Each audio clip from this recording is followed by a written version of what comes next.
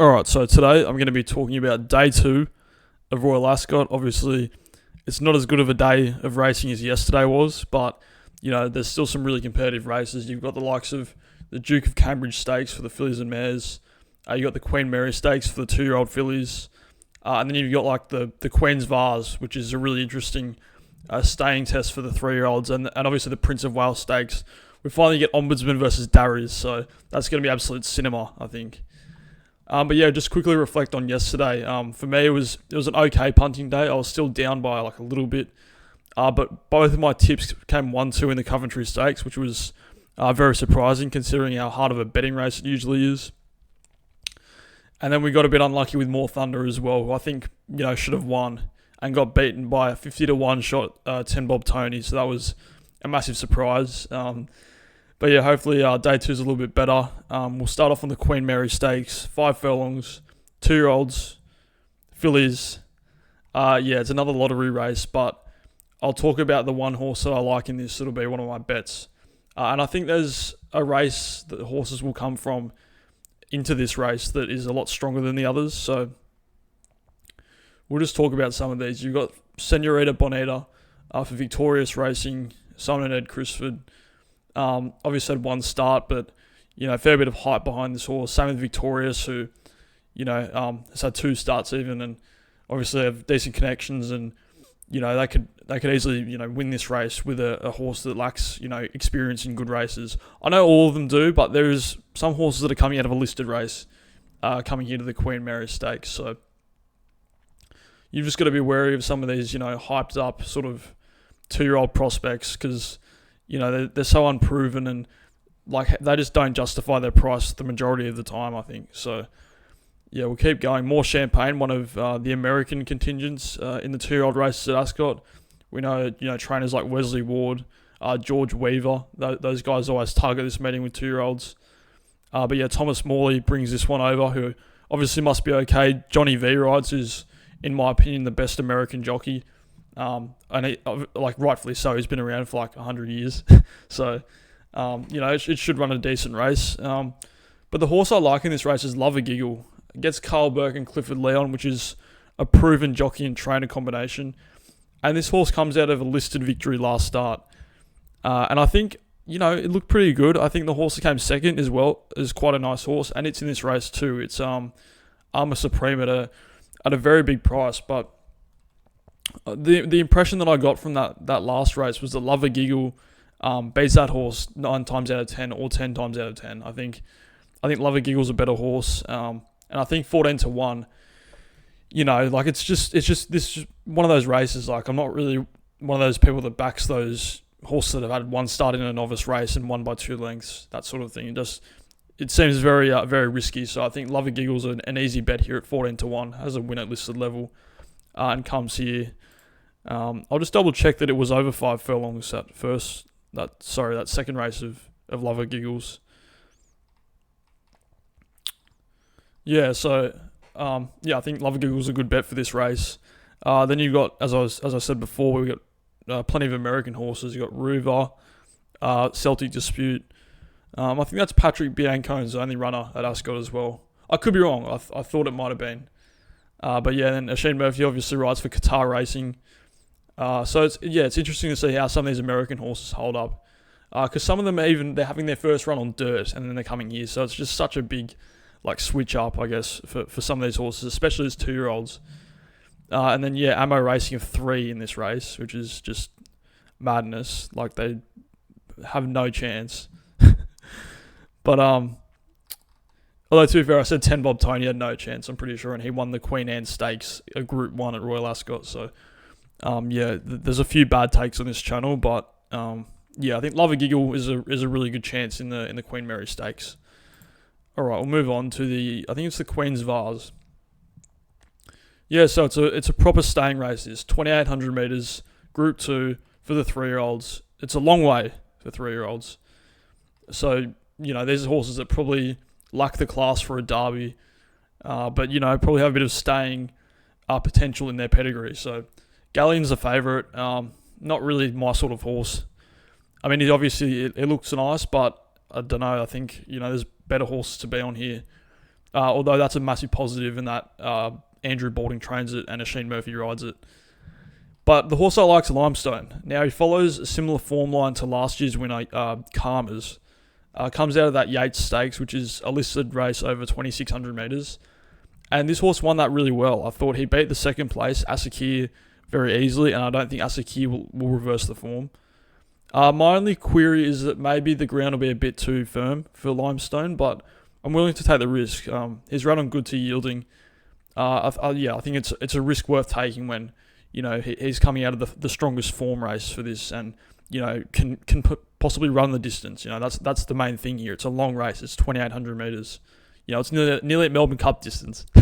So it's a long way, and I think Limestone, assuming he doesn't find the ground too hard, I think Limestone's the best horse here.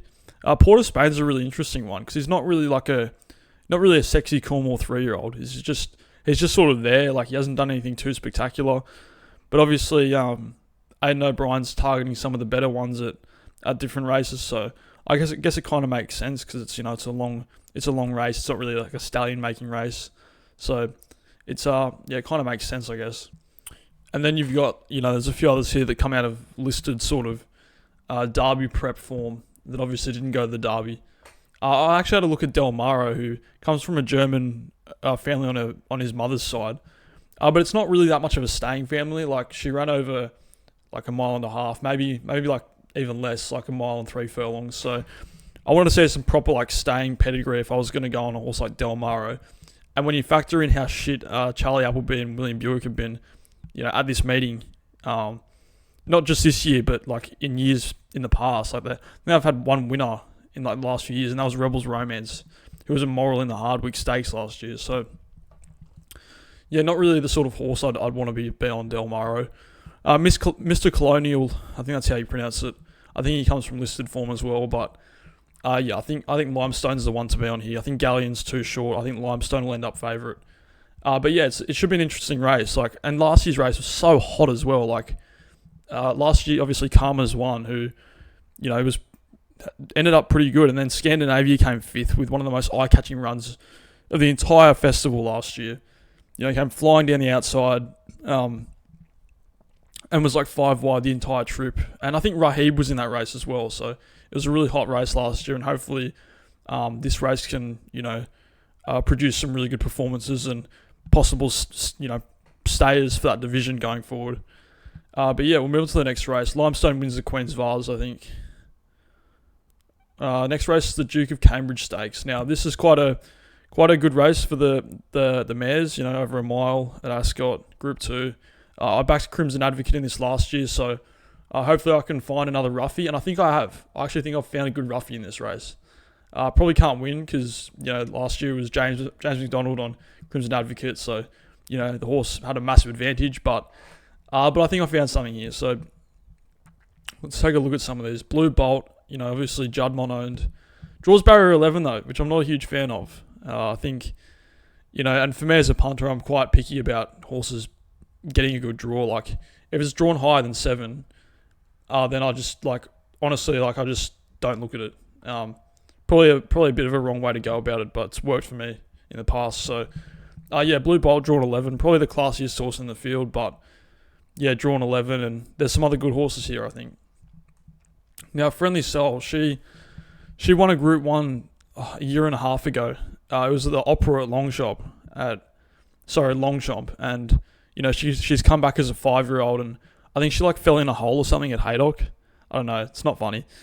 And now she's come here. She is obviously okay. I still think a mile's short of her best trip.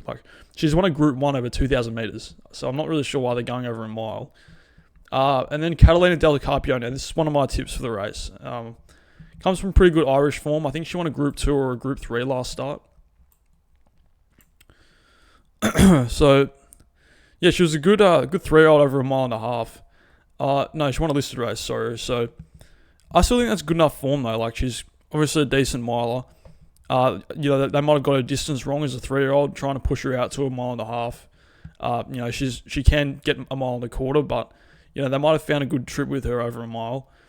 Kentucky was a pretty good 3-year-old, I think. Ran in the Coronation Stakes.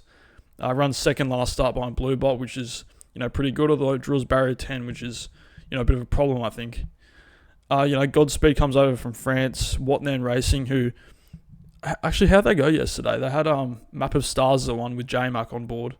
They might have had another one, I'm not too sure. But you've got likes of Falakeo, who was last seen in that race in Newmarket doing like sprinting sectionals over 1,800 metres. So if they can sort her head out, she might stand a chance. But although, to be fair, I like the fact that Tom Marquand's riding. Obviously, he might be able to get her to settle, but it's unlikely because she just seems like an absolute lunatic, if I'm being honest. I don't think Jantis can win. Won that race, the Dahlia, I believe, a Group 2 at Newmarket. But yeah, probably not good enough. And this is, back to a mile. It's just, it doesn't really sound like a winner to me. Snellen is pretty interesting, to be fair. Gets Mark Zahra on board, who's one of the best Australian jockeys. He won the Queen Anne Stakes last year on Docklands. So, really good jockey. And to be fair, she might be good enough, but there's just some others I like in this race more. Although she's kind of underrated, Snellen. Like she's I think she won a big handicap here last year, and now she's come to a Group 2. So, and she went alright on her seasonal reappearance. So she's probably one you could factor into like a trifecta or something. Now she's perfect. Basher Watts, love his content. Makes some good YouTube videos. But she just kind of unravelled a bit at Epsom last start in the rain. And they should have sold that horse after the French 1,000 guineas, I think. I get it, it's like, having a group 1 filly and stuff, like it's, an amazing feeling, I'd imagine, but, they should have sold her, I think. But, I don't think she can win this race. Catalina Jetstream, now, she was last seen running second behind City of Memphis, I believe, in Ireland. I picked 2 Irish horses here, which might not be the right way to go about things, but she was second to a really, really handy horse in City of Memphis. So, I think Catalina Jetstream is pretty good, and I think as a 3-year-old, she ran really well in a big race. No, I'm thinking of another horse. There's another ammo horse. Oh, I forget what it's called, but there was an ammo horse that ran third in the Irish 1,000 guineas last year. I can't remember it. I thought it was her, but it's not. But she's going really well at the moment. Gets Ryan Moore on board. Because obviously David Egan's Cathedral, but I don't know about that. I think Catalina Jetstream is pretty good. And I know I've got a bit of a rule about not backing second stringers, but these guys don't really know what they're doing. So I think Ryan Moore's just going to ride it to the best of his ability. He's not going to try and set the pace. I think Catalina Jetstream is, she'll be one of my bets in this race at a big price. And I found the winner last year at a massive price. So, I've got a good track record in the Duke of Cambridge Stakes, I think. Catalina Jetstream and Catalina Delcarpio, I think the Irish form is going to prove to be better than, what the British horses in this division have been doing this season. All right, now, move on to the next one. I think it's the main one. Prince of Wales Stakes, a mile and a quarter, Group 1. This is one of the big ones. This is one of the big races of this meeting. I'm actually so excited for this. Ombudsman versus Darries. Now, Ombudsman, 5 years old, William Buick, who's not exactly on fire at the moment, but he doesn't need to be for this horse. He's an absolute star. He's won a Juddmonte International. He's won a Prince of Wales Stakes. He won it last year when he should have lost. He got in all sorts of trouble in the home straight and still ended up winning it. So he's an absolute star. He's won the Dubai Turf. He won last start at Sandown, carrying a penalty against a really promising 4-year-old in Gethin, who's now owned by Watnan, who I thought should have maybe gone to this race, but it is what it is. I think Ombudsman's going to beat Darries. It's one of the big discussions surrounding this whole meeting. I think Ombudsman's just better, and I think on a fast track and a really hard run race, which we're going to get because there's 2 pacemakers here. You got Devil's Advocate for Ombudsman and Mississippi River for Mini Hawk. So I think it's going to be a really hard race, and I just think it's going to be like the Juddmonte International again. I think Ombudsman is going to get it's going to play in his sort of favour, and I think Darries might come apart on a good to firm track. Although he is one of the best horses in the world. He won the Arc, and he's won 2 Group 1s subsequently. Although I do kind of have a bit of a problem with French Group 1s. They're not that strong, I think. Occasionally, they obviously an Arc is a very strong one, and then all the Longchamp like Arc weekend Group 1s are very strong, but the ones that he's been winning lately they're not that good. Whereas I feel like Ombudsman's Group 3, a Brigadier Gerard win at Sandown, is as good as one of Darius's Group 1s. That's what I think. So I think Ombudsman wins this. I think he shows the levels. I think Darius might come second or third. Mini Hawk is one of the ones that could improve massively. She obviously didn't race to the best of her ability last start, and she came second in the Arc last year. So when you look at pure class, she's absolutely up there at the top. But I think she's more of a mile and a half horse, and I think Ombudsman's going to beat her for speed every day of the week, to be honest. Alma Combs was last seen winning the Tattersalls Gold Cup. It was a really good ride by Kieran Schumacher. He kind of just had his way. Although I think this is different. I think he's got nothing on Darius and Ombudsman. See the Fire came third in this race last year, and she's been an absolutely brilliant mare. She's done everything but win a Group 1. She's one of the best horses in England to not win a Group 1, I think. So, she'll run a big race here, but I think, as we saw last year, it's going to be too much. And they should probably target a Nassau Stakes or they should have gone to a Pretty Polly instead, I think, if they want to get a Group 1 with her. And then Dancing Gemini, first time up to a mile and a quarter, probably can't win. And then the two pacemakers. So in the Prince of Wales Stakes, I think Ombudsman's going to beat Darius based on the fact that it's going to be good to firm ground and it's going to be a really strong pace, and that's going to set the race up for Ombudsman. Even in the Champion Stakes last year, if Catalina again didn't come flying home, he would have won. And it's basically the same race as that. I think Devil's Advocate and it might not have been Mississippi River, but Ombudsman's just going to win this, I think. I just think he's better. He's such a good horse, and he's near that champion sort of tier of horse, I think. But yeah, I think that's it. I think they're the only races I want to talk about that I've got bets in. At the end of the day, there's that I think it's the Windsor Castle Stakes, where the horse has to be by a stallion that won a race over 7 furlongs as a 2-year-old, I think. Something like that. I don't know. It's some stupid conditions race. I don't really want to go into it that much. Don't have that much of an interest. But if you like this sort of content, like and subscribe. Follow me on Twitter, and I'll see you later.